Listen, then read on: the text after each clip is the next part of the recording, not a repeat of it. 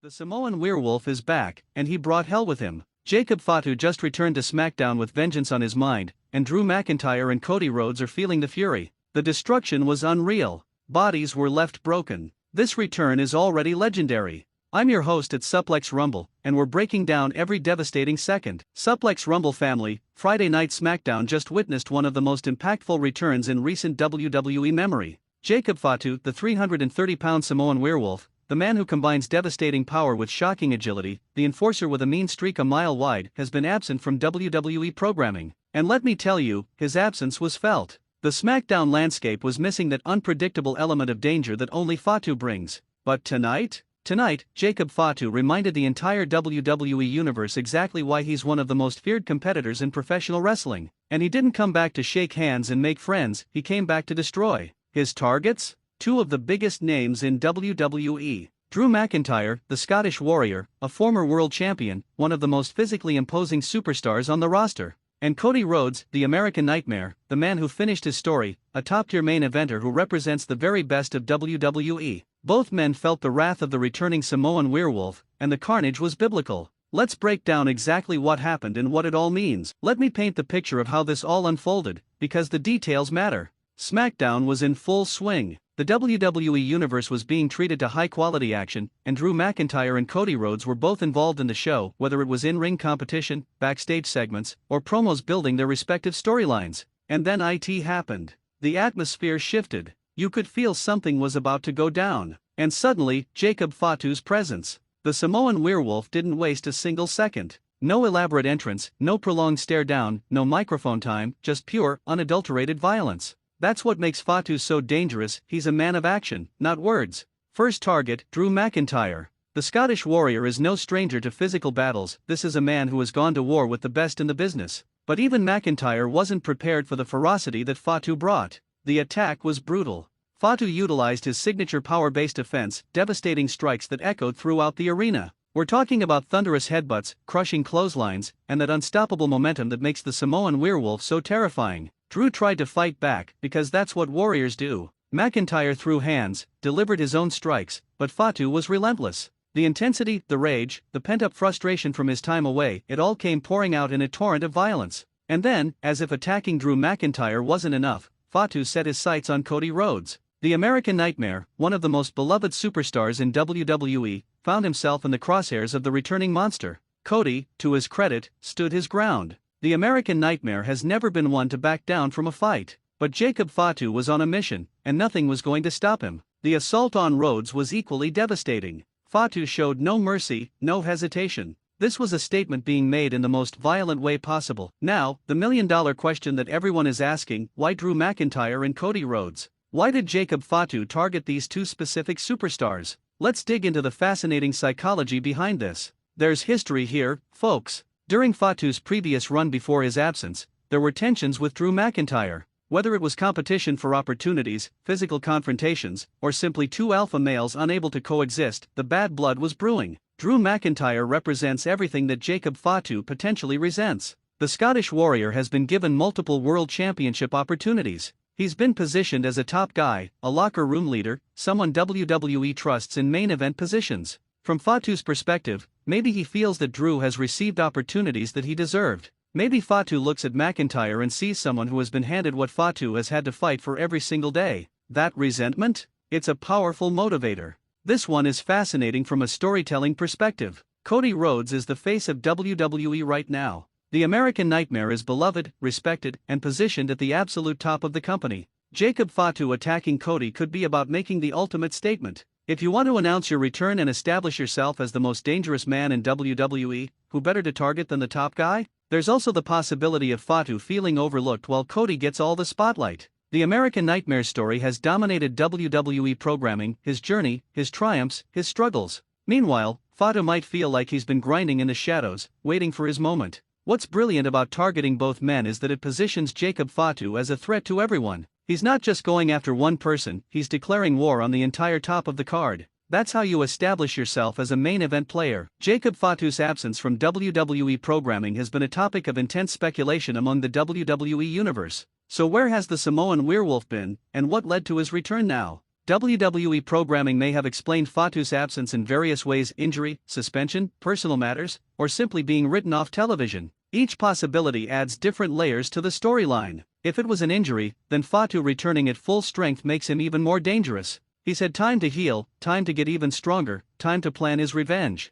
If it was a suspension for previous actions, then attacking Drew and Cody immediately upon return shows that Fatu learned nothing from his time away. He's incorrigible, unstoppable, and completely comfortable with chaos. What's fascinating is what Fatu's time away might have done to his mental state. Imagine being one of the most talented big men in professional wrestling and being kept off television. That kind of frustration builds. That kind of anger festers. Every week Fatu was absent, he was watching SmackDown from wherever he was. Watching Drew McIntyre compete in high-profile matches. Watching Cody Rhodes get standing ovations and main event opportunities. Watching the show continue without him. That's the kind of psychological torture that creates monsters. Fatu wasn't just physically absent, he was being forgotten, overlooked, replaced. And for a competitor of his caliber, that's unacceptable. The timing of this return is strategic. SmackDown is building toward major events, toward WrestleMania season, toward the biggest moments of the year. Jacob Fatu is inserting himself into that conversation forcefully. By attacking two top stars, Fatu is essentially saying, "You thought you could have SmackDown without me?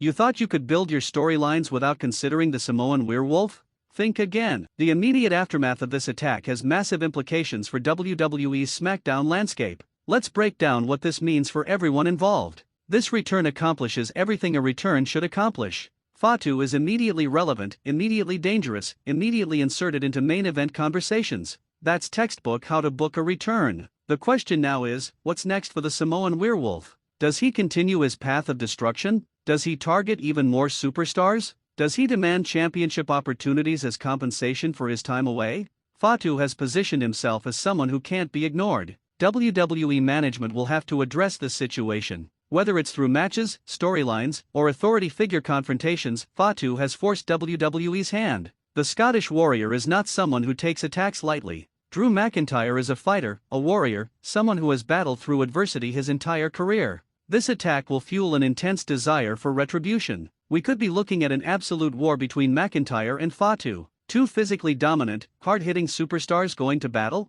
That's money. That's the kind of physical storytelling that creates memorable moments. Drew's pride has been wounded. His toughness has been questioned. For a man like McIntyre, that's unacceptable. The Scottish Warrior will be looking to prove that nobody, not even the Samoan werewolf, can keep him down. The American Nightmare situation is particularly interesting. Cody is positioned at the top of WWE, which means he's also a target for anyone trying to climb the ladder. Fatu attacking Cody could force the American Nightmare to address a threat he wasn't expecting. Cody's usual opponents are established rivals with clear motivations. Fatu represents something more unpredictable, more violent, more dangerous. How Cody responds will be crucial. Does he seek immediate revenge? Does he try to handle this through official channels? Does he team with Drew McIntyre to combat the Fatu threat? Each option creates different storytelling possibilities. Let's talk about where this explosive situation could lead, because WWE Creative has gold to work with. Fatu versus McIntyre versus Rhodes. A three-way feud where each man has issues with the others.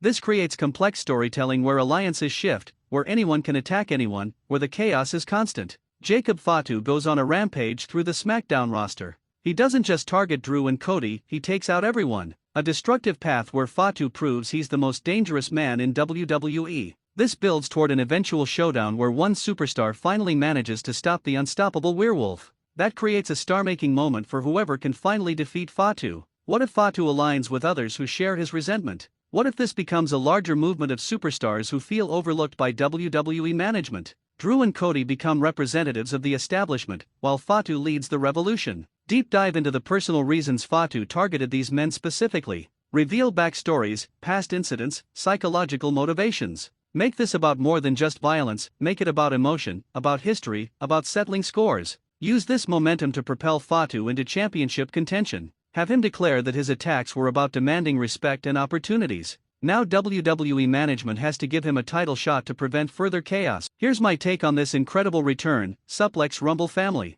Jacob Fatu's comeback is exactly how you bring back a top-tier talent. No slow build, no hesitation, just immediate impact. The WWE universe is talking, social media is exploding, and everyone wants to see what happens next. The decision to target both Drew McIntyre and Cody Rhodes was genius. It establishes Fatu as a threat to the entire main event scene. It creates multiple feud possibilities. It makes SmackDown must-see television. The wrestling business is about creating moments, and Fatu just created one. The image of the Samoan werewolf standing over two fallen top stars? That's iconic. That's the kind of visual that defines careers. For Drew and Cody, this attack adds new dimensions to their characters. How they respond, how they seek revenge, how they handle this unexpected threat, it's all compelling storytelling. SmackDown just got a lot more interesting. The return of Jacob Fatu has shifted the entire landscape, and I cannot wait to see where this goes. What did you think of Jacob Fatu's return? Was this the perfect way to bring him back? How should Drew and Cody respond?